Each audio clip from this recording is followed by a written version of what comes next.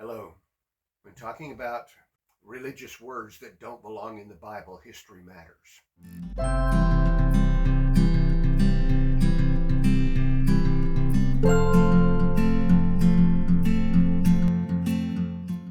Welcome back to our channel, Reclaiming First Century Christianity. My name is Larry Overton, and let's talk about this subject. I have, in a previous video, mentioned the fact that there are religious words in the English language we're quite familiar with, and yet these religious words associated with Christianity, associated with the Bible, are not actually biblical words. And that's a statement I have to qualify somewhat because, unfortunately, some of them are indeed found in the Bible. They've made their way into English translations. But that does not mean that the modern religious term means what the original biblical word was that it is purporting to translate. So we need to talk about this. We need to talk about religious words that don't belong in the Bible. That is a key aspect to why I've done my own translation in the first place. Copyright issues and benefits of study and all those other things that I've discussed as well added to the mix. But one of the key factors also has to do with the terminology that is in Scripture that in some cases shouldn't be.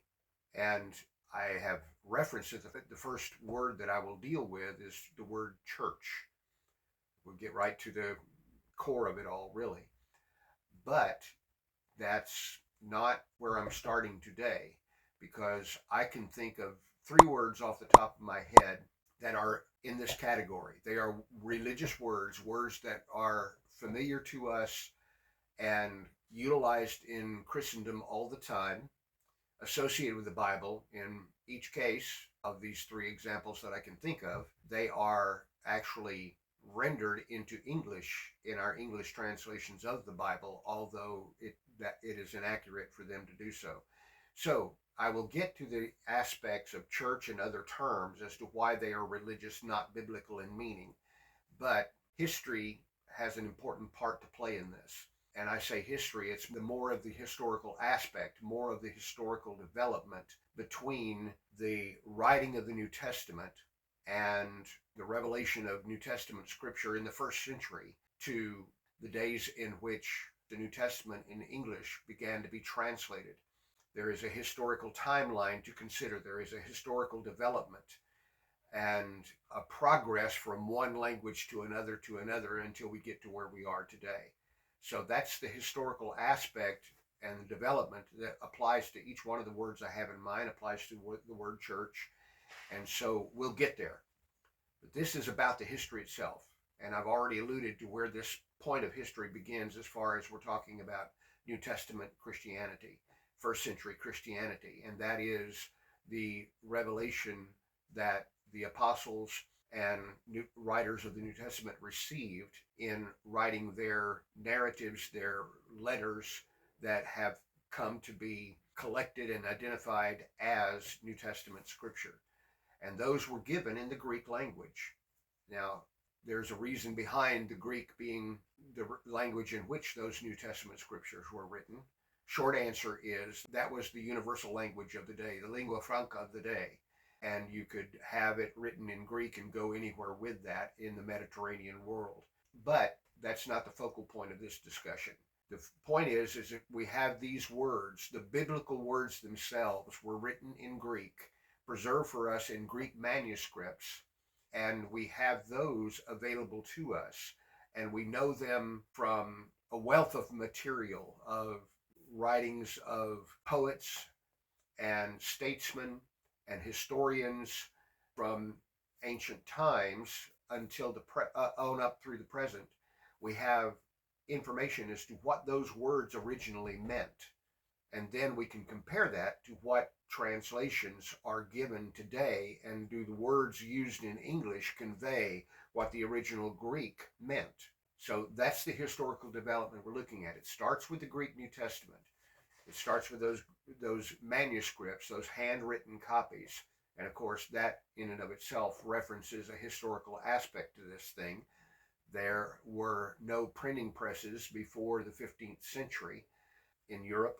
It was the means of dissemination of New Testament scriptures, that they were copied by hand. In some cases, they were copied by trained scribes, religious orders, and many times, especially in the early going of first century times and beyond, they weren't copied by professionals per se. They were copied by believers in an assembly who said, you've got the most recent letter from Paul. We'll share ours with you. You share yours with us, and we'll copy them. That's the way things began. And we have this proliferation of copies of Scripture in manuscript form, in handwritten form.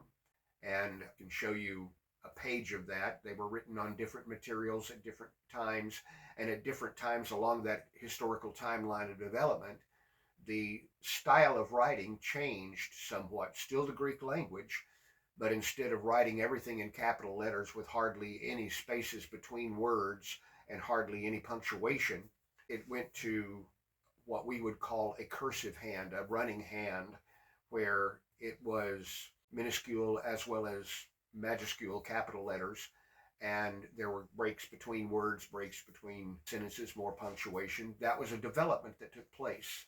In the 700 years before Constantine, that was the process by which copies were made and disseminated. So in the early part, in the first 30 years of the 4th century, there was a development that changed things, that more institutionalized Christianity and created certain aspects of that. And that plays into the mix of a beginning of a change from biblical meanings in the Greek to other terms that came to the fore as means of referencing members of clergy, as referencing basilicas, meeting houses, the places where people met, places where people had religious services. That was a shift in the way things had been done in first century times forward, and it took place then. Now fast forward with that, with this Roman religion developing into what we know as Roman Catholicism and spreading throughout the known world, and you have the Roman Church and no separation of church and state. So the Roman Catholic Church and the states in which it prevailed imposed certain things and developed certain things as terms common to the way they had developed things to be done, practices to be done, persons to be exalted, buildings and locations to be venerated. All of that began with Constantine and moved forward. And that took us into the Latin, which replaced in the Roman Catholic Church, replaced the Greek New Testament. And then, so there was Greek in the eastern part of the Roman Empire, Latin in the western part of the Roman Empire. And eventually there was what was known as the Great Schism, the split between the Eastern, what we know now as the Eastern Orthodox and the Roman Catholic. And again, there were separate languages that were used. And in England, up until a certain period of time, the language of religion was the language of Rome. It was the Latin. And having the words available of Scripture available to the common man in his own language just was not done. I don't know that there was ever a statute on the books in British law that forbade the translating of the Scriptures from the Greek or even the Latin, but it was to be understood that the Latin Church, inseparable from authorities, viewed Latin as the Scripture, and the only people that would have access to it would not be the common man that had not had the opportunity to study Latin and study religion. And so they were at the mercy of the state church telling them what the Bible said and what they should believe. And there was a gradual point in time, beginning well back into early times in English history, where paraphrases were of narratives going, some of them from creation stories, Psalms, various things that were taken based on the Latin, but starting to try to make them available in the English language to the, and I say English language, at that point it would have been Old English or Anglo-Saxon. So the development came to where these religious terms, born of Latin, found their way into religious practices and religious beliefs and doctrines and dogmas.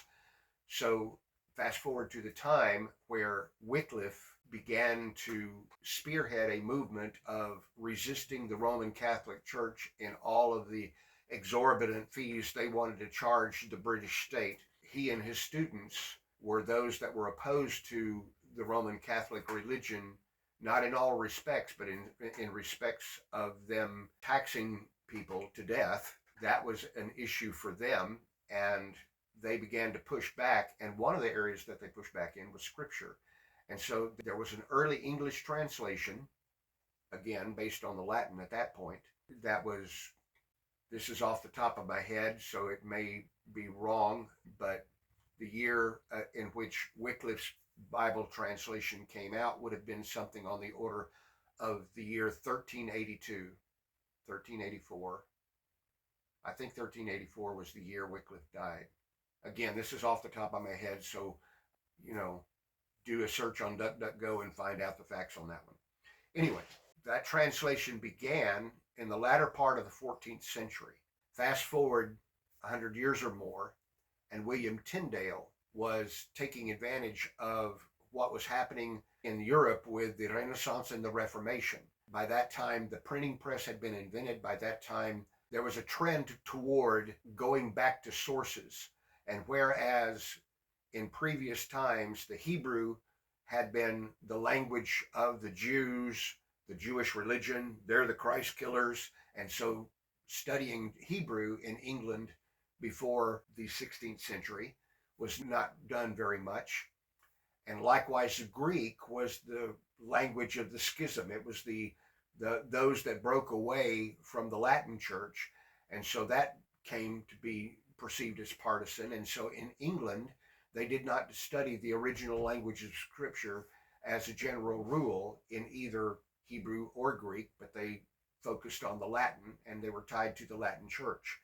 As those things began to change somewhat, and the printing press made available things to be printed, it changed in Europe, it changed in Germany by the result of Luther's Reformation.